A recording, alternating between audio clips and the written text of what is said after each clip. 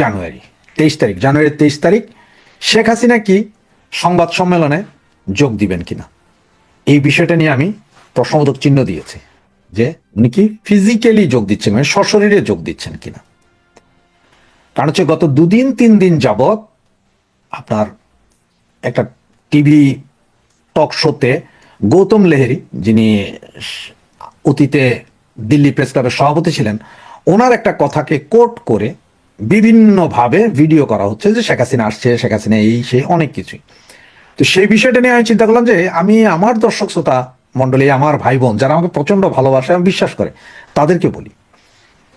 তো আমি এখন পর্যন্ত যতটুকু খবর নিয়েছি যে হ্যাঁ, 23 তারিখ, জানুয়ারির 23 তারিখে একটা প্রেস কনফারেন্স হওয়ার কথা আছে এবং সেখানে শেখ হাসিনার বক্তব্য দেওয়ার কথা আছে। তবে এখন পর্যন্ত যতটুকু জানা গেছেন, উনি সশরীরে সেখানে হাজির হবেন না।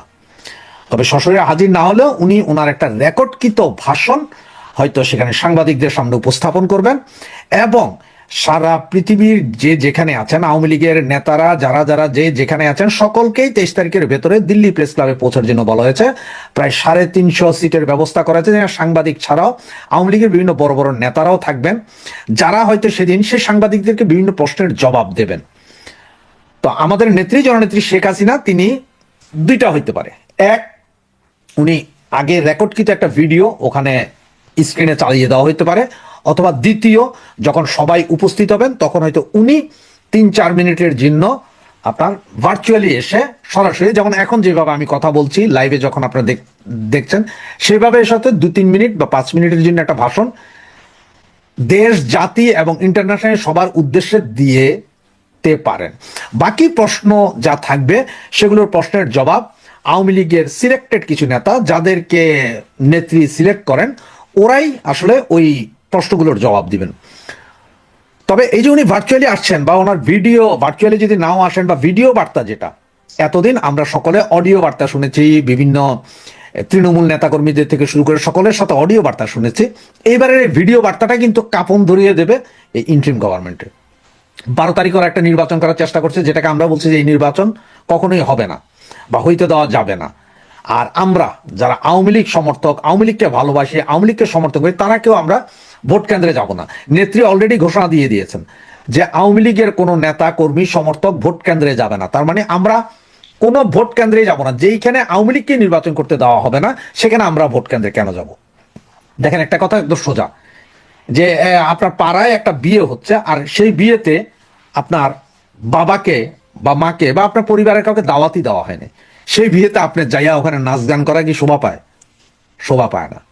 এটা কোনো মৃতের বাড়ি না যে দাওয়াত দিতে হবে না, মারা গেছে লোকটা, আমরা যাই খাট কাঁধে দিই, সেটা হচ্ছে অন্য জিনিস। বিয়ে শাদী উৎসবে দাওয়াত না দিলে সেখানে যাওয়াটা ওই ছোট লোকই ছাড়া আর কিছু না। তো সে তেমনি ভোট হচ্ছে যে একটা উৎসবের দিন, নাগরিক অধিকার, ভোট দেওয়ার অধিকার সবাই আছে। এবং বাংলাদেশের ইতিহাসে, বাংলাদেশ জন্মের ইতিহাসের পরে এবারই প্রথম যে আওয়ামী লীগকে নিষিদ্ধ রেখে ভোট করা হচ্ছে। তার মানে আওয়ামী লীগ থাকলে আওয়ামী লীগ তো জিতে যাবে, 230-240 আসন পেয়ে যেতে পারে, যার কারণে আওয়ামী লীগকে বাইরে রেখে এটা ভোট করার চেষ্টা হচ্ছে। সুতরাং সেই ভোটে আমরা গিয়ে কেন ভোট দেব? আমরা কেন দেখাবো যে কাস্টিং ভোট 30%, 35% হয়েছে? কারণ আওয়ামী লীগের যে 40% ভোট আছে, তারা যখন যাবে না, তখন এই ভোটের সিস্টেমে কমে আসবে। কাস্টিং ভোট হয়তো 2%, 3% হবে এবং ভোট কেন্দ্রে ব্যাপক গন্ডগোল হতে পারে। আজকে যেমন দেখেন, আপনার জঙ্গল সলিমপুরে র্যাবের একজন বিশেষ প্রশিক্ষিত সেনাকে যেখানে গুলি করে মেরেছে, যেখানে আমাদের স্বরাষ্ট্র উপদেষ্টা বলছেন যে থানা থেকে এবং সংসদ ভবন থেকে, গণভবন থেকে লুট হওয়া অস্ত্র নির্বাচনে ব্যবহার হবে না, নির্বাচনের দিন ব্যবহার হবে না। তার মানে কি? নির্বাচনের দিন ব্যবহার হয়, নির্বাচন আগের দিন পর্যন্ত ব্যবহার হবে নাকি? এরপরে নির্বাচনের দিন ব্যবহার হবে না, আগের দিন পর্যন্ত ব্যবহারের সব সরকার করে দিবে, বা পরবর্তীতে ব্যবহার হবে না, নির্বাচনের দিন ব্যবহার হবে না। তার মানে কি? নির্বাচনী কেন্দ্র থেকে সব কিছুকে আগের দিন জ্বালায়া পোড়াইয়া দিবে ওই অস্ত্রধারীরা, মৌলবাদীরা। এটাই হচ্ছে যে ওনাদের চাওয়া। তা না হলে কিভাবে বলেন যে অবৈধ অস্ত্র ব্যবহার হবে না? উনি এত শিওর হলেন কিভাবে? উনি কি কোন পীর মুর্শিদ হয়ে গেলেন, নাকি ওনার সাথে ডিরেক্ট উপরের সাথে লাইন আছে আর সন্ত্রাসীদের সাথে লাইন আছে যে সন্ত্রাসীদের বাবা তোমরা প্রতিদিন মারো, ভোটের আগের দিন পর্যন্ত সব মায়েরা ভোট কেন্দ্র সহ উড়ে দাও, দখল করে ফেলো, ভোটের দিন কোনো গন্ডগোল করে না, একদম চুপ। এটাই মনে হয় পরিকল্পনা। তো যাক, সে কথা। তো এখন ওই যে বললাম, শেখ হাসিনা আমাদের জননেত্রী শেখ হাসিনা, উনি 23 তারিখে ভার্চুয়ালি সরাসরি মিটিংয়ে যোগ দিতে পারেন, অথবা ওনার ভিডিও রেকর্ড আসতে পারে, যেটাই আসবে আসুক। ভিডিও রেকর্ড হলো ওদের মুখের জুতার বাড়ি পড়বে যারা বলেছিলেন যে শেখ হাসিনা হয়তো মারা গিয়েছে, শেখ হাসিনা অসুস্থ, উনি শেষ নিঃশেষ, এরকম অনেক কথা, বা এআই দিয়ে উনি ওই হোয়াটসঅ্যাপের কলগুলোতে কথা বলেন, টেলিগ্রাম কলগুলোতে কথা বলেন, তাদের মুখে একটা জুতার বাড়ি পড়বে।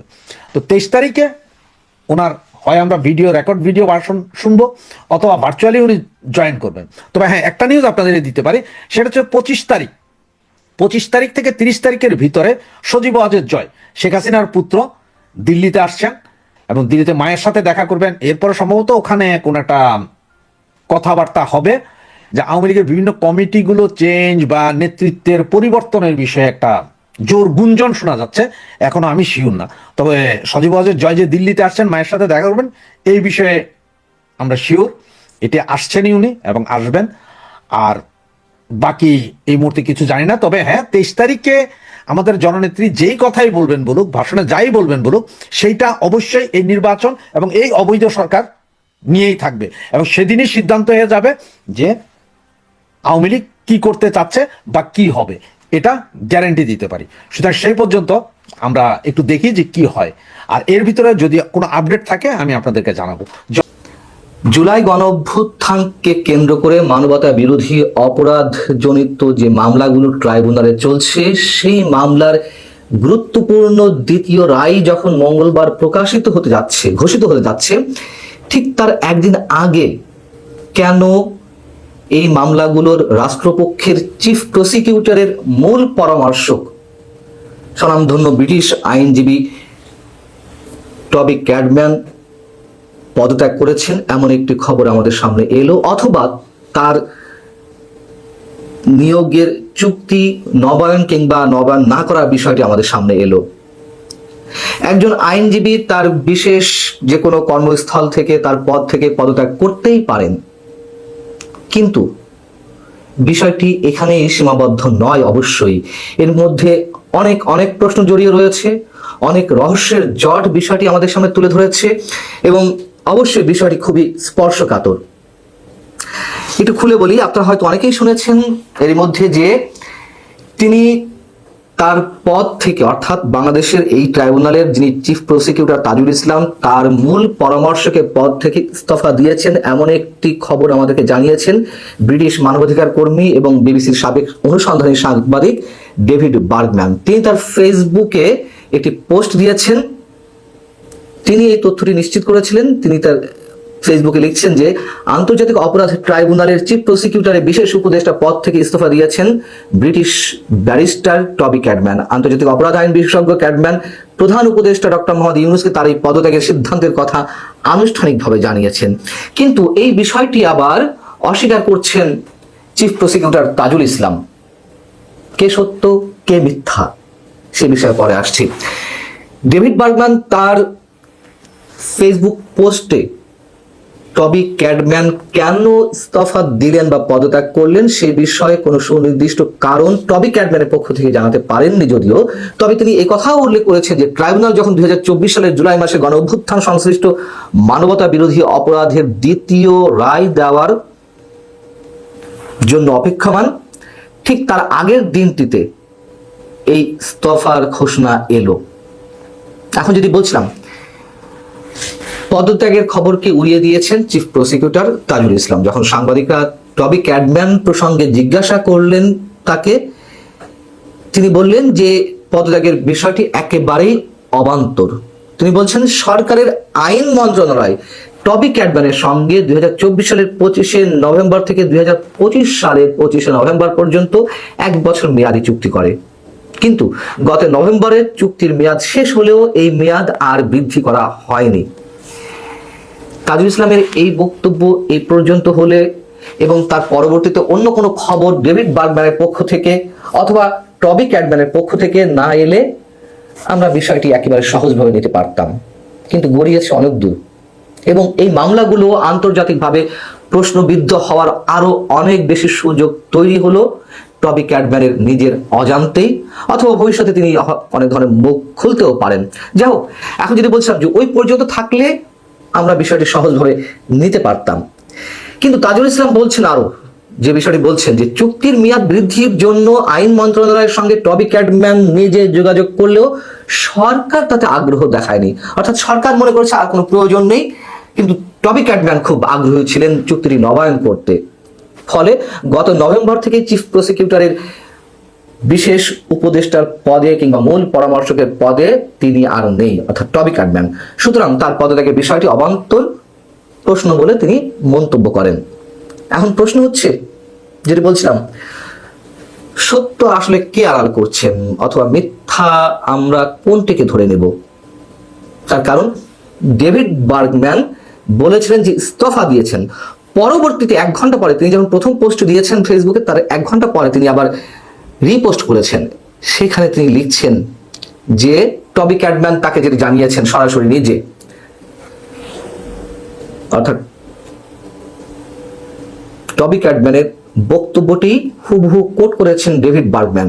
তিনি বলছেন যে আমার চুক্তি এক্সপায়ার হয়ে গেছে, চুক্তি শেষ হয়ে গেছে নভেম্বরে, এটা ঠিক, কিন্তু আমি আবার বাংলাদেশ সরকারের পক্ষ থেকে প্রস্তাবিত হয়েছিলাম বা বাংলাদেশ সরকারের পক্ষ থেকে আমাকে বলা হয়েছিল চুক্তি এক্সটেন্ড করতে, নবায়ন করতে, কিন্তু আমি তাতে রাজি হইনি, অর্থাৎ রাজি হননি টবি ক্যাডম্যান, এটি তিনি বলছেন। তবে কি কারণে তিনি রাজি হননি সেটিও পরবর্তী পোস্টেও উল্লেখ করা হয়নি। আচ্ছা, ধরে নিলাম তিনি পদত্যাগ করেননি, ডেভিড বার্গম্যান যিনি বলছেন টবি ক্যাডম্যানকে কোট করে, সেটি ধরলাম যে তিনি চুক্তি নবায়ন করতে রাজি হননি, তাহলে চিফ প্রসিকিউটর তাজুল ইসলামের কথা আমরা কতখানি সত্য ধরে নেব যদি টবি ক্যাডম্যান সত্য হন?